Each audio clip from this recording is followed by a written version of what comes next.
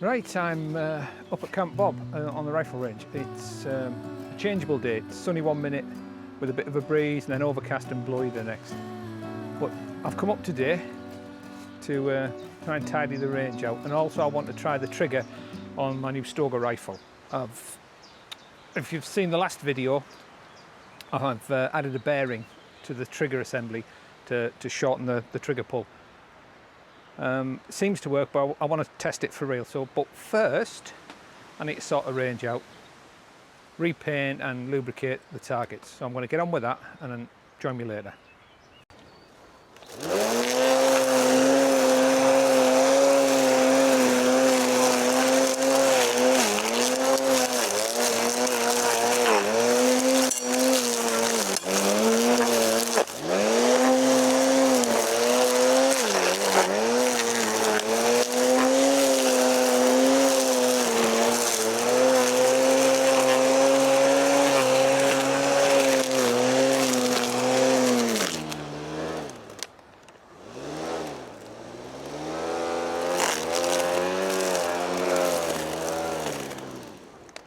Don't tell me that battery's flat already. No.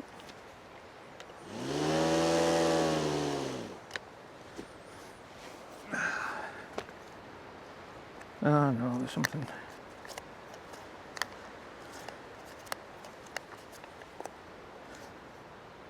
Well, that's the strimming over with, because I haven't got the tools to strip my strimmer down, and it looks like some paracord or some nylon cord has been wound round the head and it's gone inside the housing, which is causing friction on the spindle, and the safety's cutting in and turning it off.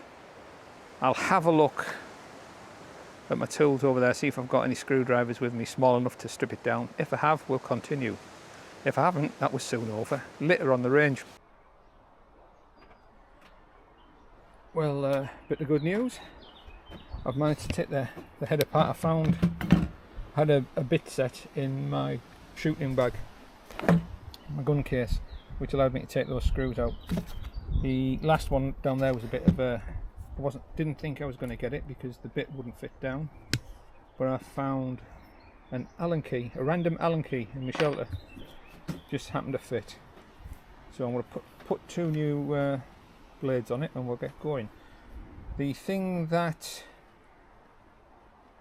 messed it up was a piece of this, and I disconnected this and wound it up before I started, but I think at some point it snapped and somebody's tied it off again and just discarded the short end, if you see what I mean. That's been in the grass and it's got whipped around there and wrapped itself around the spindle, but we press on. Well, it's coming along.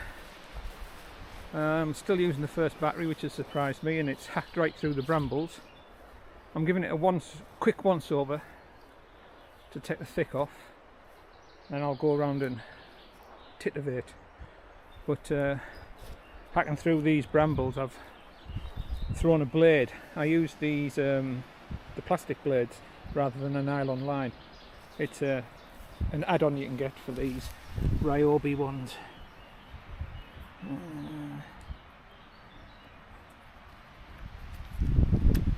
They just clip on. They wear down eventually, but they do really well.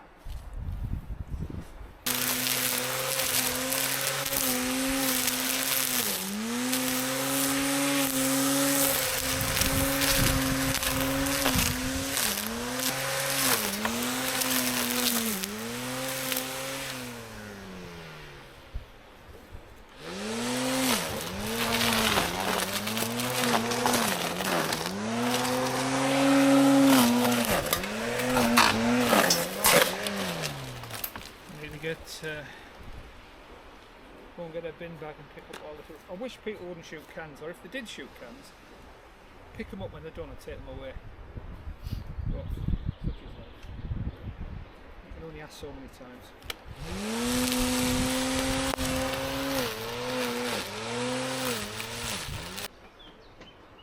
So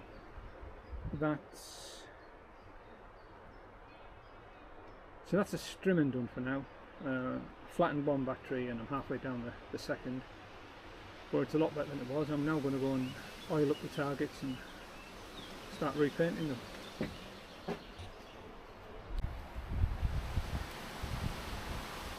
First things first, I think I'm just going to put a bit of lube on the spinners.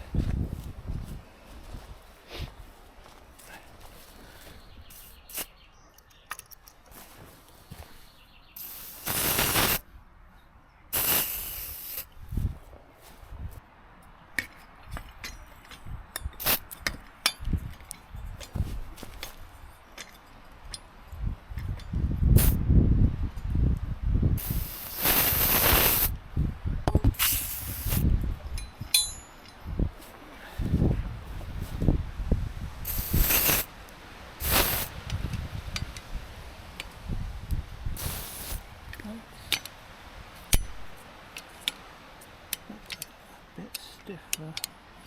Oh, that's better.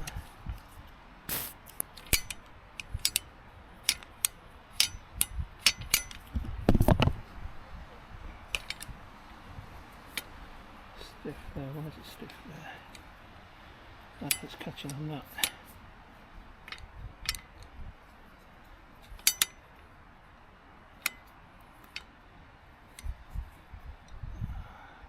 Each fettling.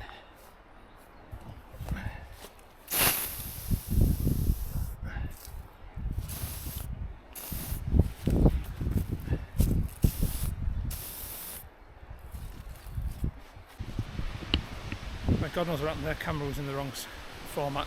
So I've lubed up all the moving parts, let that penetrate through for a bit. I need to get some tools on the rat at the end. It's bent slightly, it needs straightening out. So I'll do that and then we'll start painting. So there you go, a couple of hours work just to tidy it up a bit and repaint the targets and put some oil on the bits that are supposed to move. So out of 15 metres we've got these reactive targets, mainly for kids. I put this in for kids during a meet. If they hit the metal plates they ring out like little mini bells. And we've got the crow or the dove and a knockdown squirrel. I'll reattach the string to that in a bit. There's a bottle which you can put two blanks in, make them go bang, and just some little knockdown metal soldiers, but they're on springs so you can see them move and then they bounce back up. They're just they go on the back on your skirting board to stop doors bashing into them. You screw them onto the skirting boards. But they make good little springs for putting targets on. And at the back here at 30 metres we've got a couple of rat targets, some spinners, an old fire extinguisher as a gong, and we've got these target holders dotted about all over the place. There's one every 5 metres on these little marker posts, range posts that somebody made and brought up, which was handy. So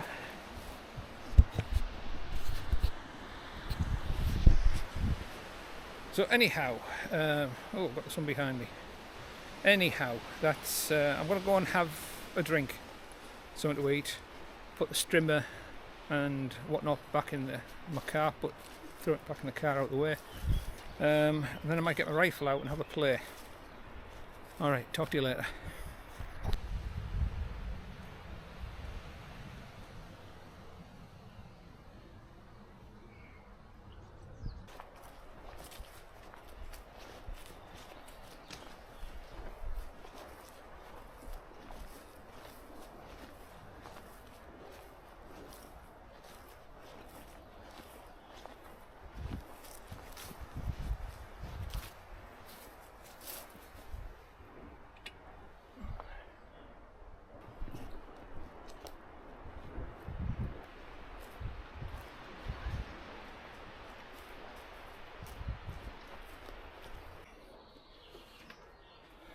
Well, after spending a couple of hours tidying and painting the range, it's time to try this trigger.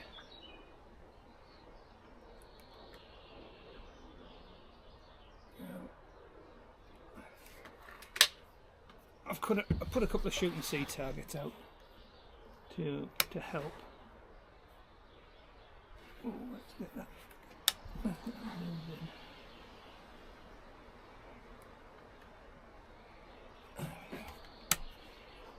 Let's see.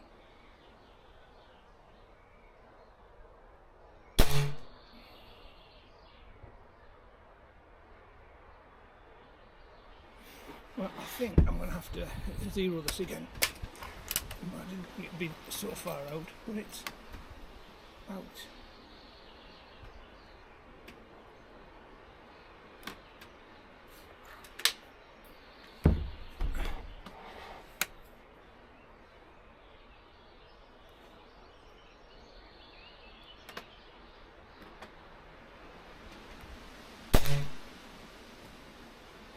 It's shooting slightly right, well, way right and slightly high.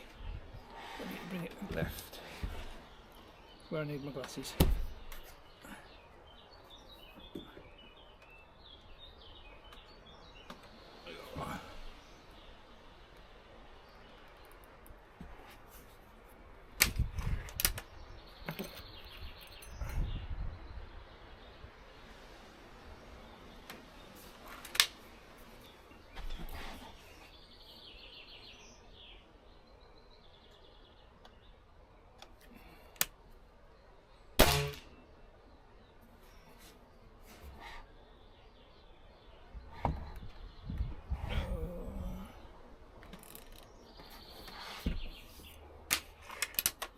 The trigger is a lot lighter now.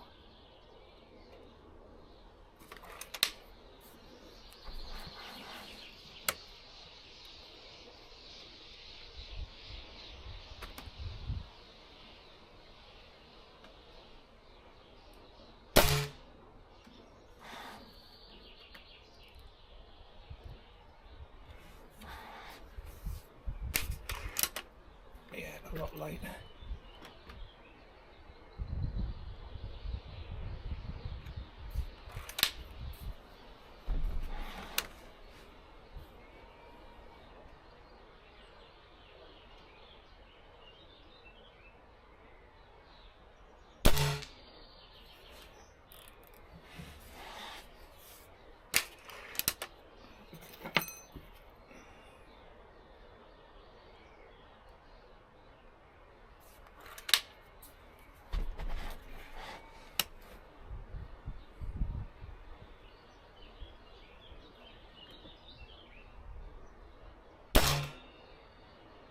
Ooh, that's about it. Right, what's the problem? Down a bit.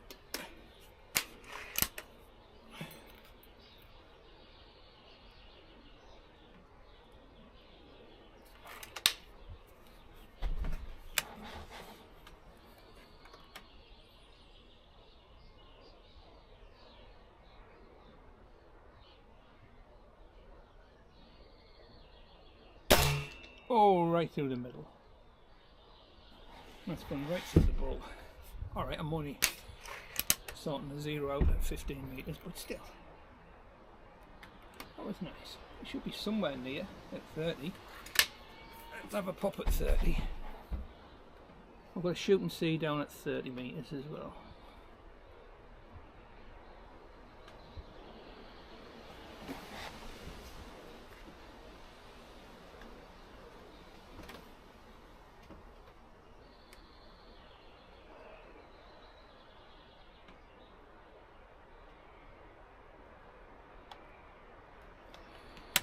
Safety off.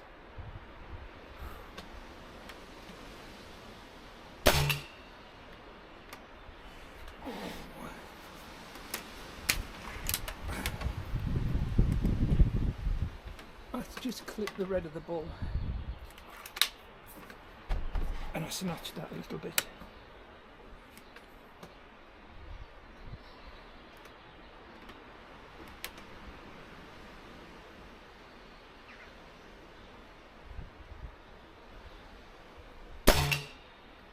That's gone right through the middle of the bolt.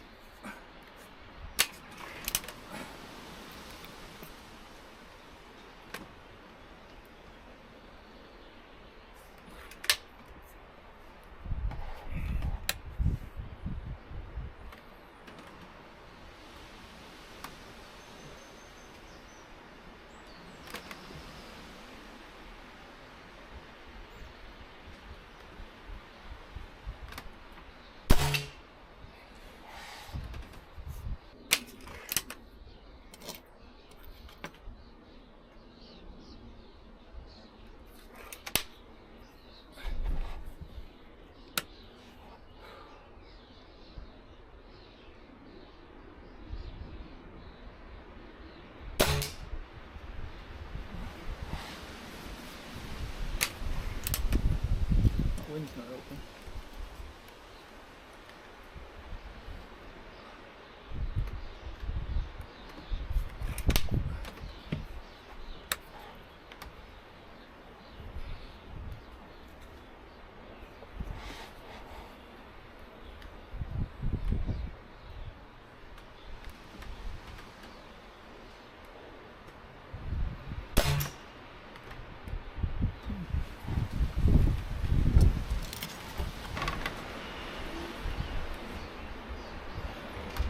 Right, so the trigger is a lot lighter.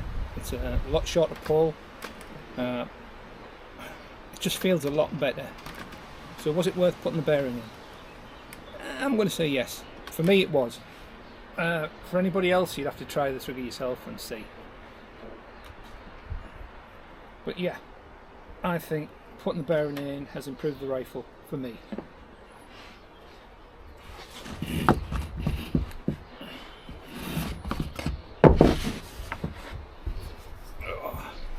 Everybody else will have to make their own determination on that. So with that, I'm going to check the rifle range again and have a tidy up, and I might go and enjoy a cigar. It's Guinness Zero, non-alcoholic. Yeah, so got a bit done this Sunday. Quite happy with it. Range is looking better. What I might do is change the scope and put one of my own scopes on it. That one's alright, and if that's the only scope I had, I'd be more than happy with it. But I'm going to put one of my own on. Yeah, I think I'll change the scope. But that's for another day. For today, I think I'm done here. So, thanks for watching. I might see you again sometime. Ta-ra. Thanks for watching Old Man in a Shed.